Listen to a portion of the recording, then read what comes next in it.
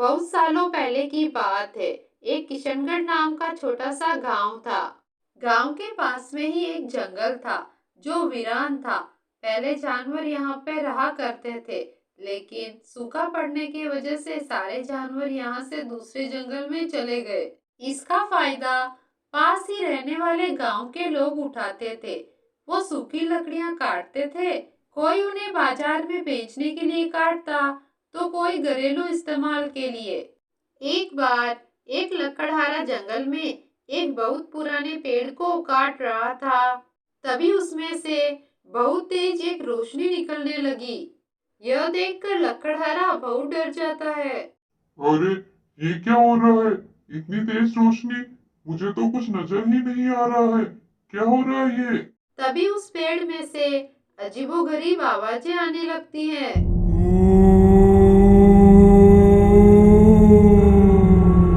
आवाजें सुनकर लकड़हारा बहुत डर जाता है और जोर जोर से चिल्लाते हुए वहां से भागने लगता है। तभी उस पेड़ में से एक राक्षस बाहर निकलता है और लकड़हारे को अपनी तरफ खींचकर पेड़ में वापस गायब हो जाता है। गांव का माहौल अच्छा था। अभी तक किसी को पता नहीं था कि रात को क्या हुआ। सभी अपने अपने कामों में व्यस्त थे। अब जैसे ही फिर से रात हुई,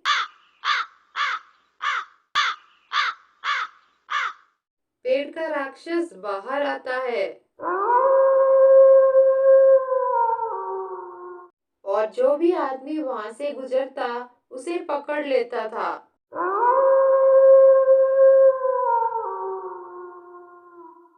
ऐसे ही समय गुजरता गया और देखते ही देखते उस राक्षस ने गांव के बहुत सारे लोगों को अपने पेड़ में बंधक बना लिया।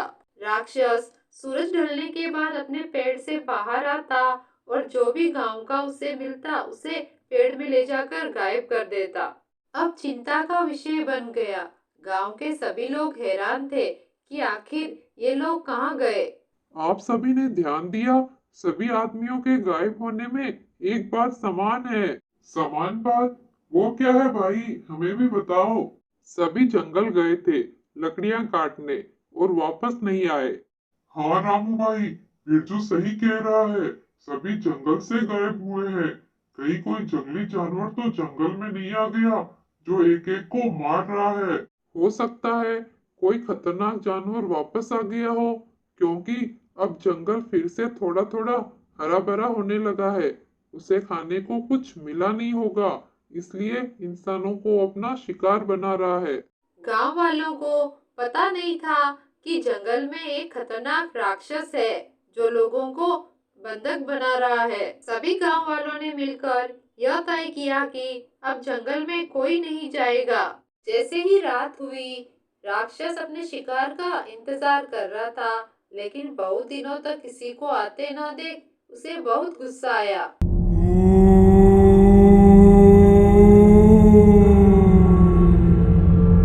फिर राक्षस खुद ही गांव की तरफ अपना शिकार ढूंढने निकल पड़ा।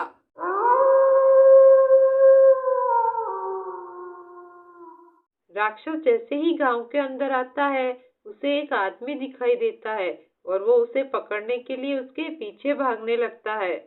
अरे बचाओ रे गांव वालों, बचाओ! ये कैसा राक्षस है? आज तो मुझे मार ही डालेगा ये तो। बचाओ, मुझे बचाओ! किशन की आवाज सुनकर सभी गांव वाले भी अपने अपने घरों से बाहर आते हैं और अपने सामने इतने बड़े राक्षस को देखकर हक्के बक्के रह जाते हैं। अब सूर्य उदय होने का समय हो गया था, इसलिए राक्षस बिना किशन को पकड़े ही वापस जंगल की तरफ भागने लगा। कुछ ही समय में सूर्य उदय हो गया। इतने बड़े राक्षस को देखकर सभी गांव वाले बहुत डर गए थे। ये तो बहुत खतरनाक राक्षस है। इसका मतलब हमारे गांव के आदमियों को इसने ही गायब किया है। लेकिन मुझे एक बात समझ में नहीं आ रही है। वो किशन के पीछे इतना भागा, फिर एकदम से क्या हो गया कि वो जंगल की तरफ वापस भाग गया? क्या पता वो सूरज की रोशनी से डरता हो, इसलिए वापस जंगल की तरफ भाग गया। हाँ, इसलिए वो रात को ही अपना शिकार करता है और सूरज निकलने से पहले वापस अपनी जगह पर चला जाता है। इसका मतलब सूरज देवता इस राक्षस की कमजोरी है। हमें राक्षस की इस कमजोरी का फायदा उठाना होगा, नहीं तो एक एक करके गांव के सभी लोगों को मार डालेगा। सभी गांव वाले मिलकर राक्षस को पकड़ने की एक योजना बनाते हैं। योजना अनुसार सभी गांव वाले एक पिंजरा रस्सियों की सहायता से ऊपर लटका देते हैं और जैसे ही राक्षस आता है उसके ऊपर डाल देते हैं। अब राक्षस पिंजरे में कैद हो गया।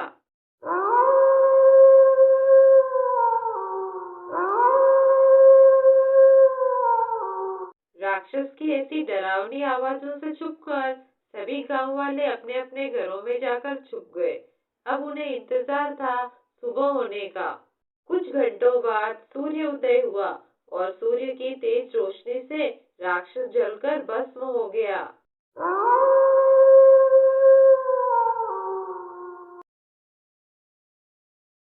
जैसे ही राक्षस का अंत हुआ, जिन लोगों को उसने बंधक बनाया था वह भी आजाद हो गए। अब सभी गांव वाले हंसी खुशी अपना जीवन फिर से अच्छे से जीने लगे। कहानी को लाइक, शेयर और सब्सक्राइब जरूर करें।